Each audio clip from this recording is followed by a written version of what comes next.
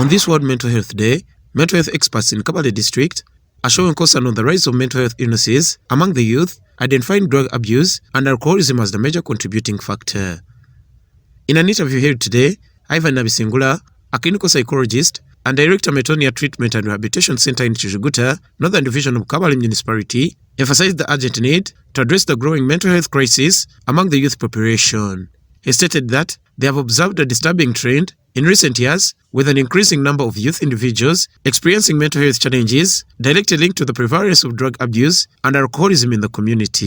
The major challenge we get is that most of the people who come in for treatment are young people between 18 to 40. And this is a challenge because this is the productive age when people have to be productive, achieve life dreams, build up families and be relevant in society. So the major challenge is that it's majority of the people indulged in drugs are young people. And this gives us a challenge, how much we impact on the lives. We are just a rehabilitation center here, just covering a small group of people.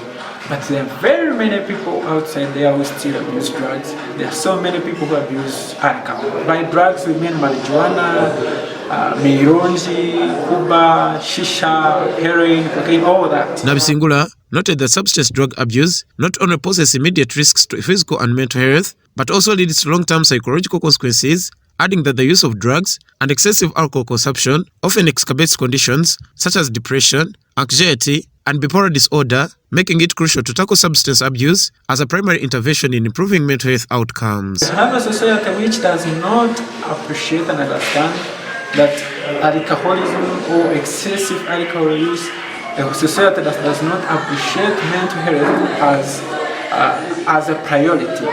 A society that thinks when someone gets a mental disorder, then the person has been enriched.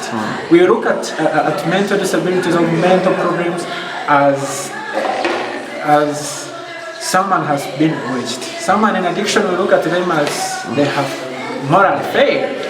And this is a stage. Addiction is a stage. You don't just get to addiction to become an addict, but you pass through a continuum. You go through phases. Nabisingura further emphasized that addressing this challenge ultimately falls on the responsibility of parents in shaping the upbringing of their children. We very much encourage parents. We go back to the parenting side. How do we as parents raise our children? Because when you try to look at the people reporting with addictions, people reporting with mental illnesses, we try to look at the state. Sometimes addiction comes just as an effect. The result is a prime cause. So parents seem to have failed in their responsibility of raising children.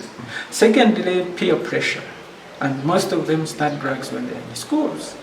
And so the schools administrators also need to do more in monitoring that these children or these students or whoever is in school is able to know how to relate to people and not indulge in bad groups. Nabisingura also adds that to combat this challenge, they have resorted on comprehensive awareness campaigns, educational programs, and rehabilitation services aiming to inform the youth about the detrimental efforts of substance abuse while providing accessible treatment options for those in need. He adds that this includes not only addressing the immediate concerns related to substance abuse, but also promoting an environment where individuals feel supported and empowered to seek help when facing mental health challenges. It's a memorial event for us because recovery, addiction is a mental health condition, mental health disease, it's an illness. And so when we help people recover from this disease, actually we are worth celebrating mental health, because what mental health is the ability of the person to cope with the daily life stresses, be relevant in society, meet the obligations and responsibilities, and is able to be productive.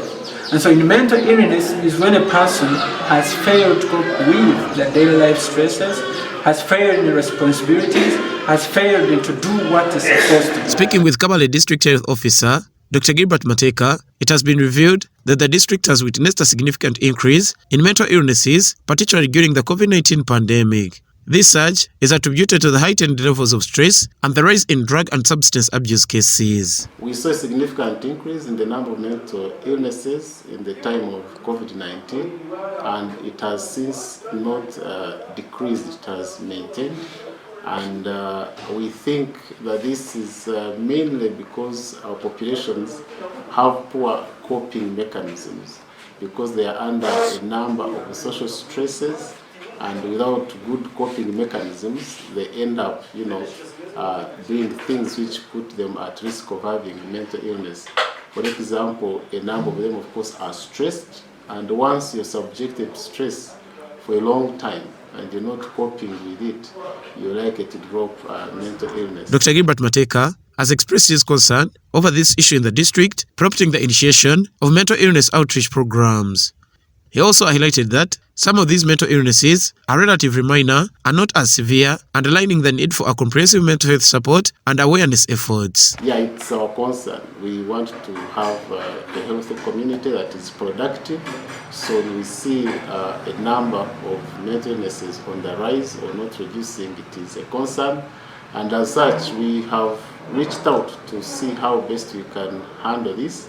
And we are having mental illness outreaches. We have made sure that all our centers are able to have static clinics to attend to mental illness cases, but also move to the lower facilities to support them in making sure that all patients who come to the facilities and have any indication of having mental illness, they are attended to early enough, because we know that prevention is better than cure. The overarching aim of the World Mental Health Day, observed annually on October 10th, is to raise global awareness about mental health issues and galvanize corrective efforts to support mental health. Nabisingira for Television.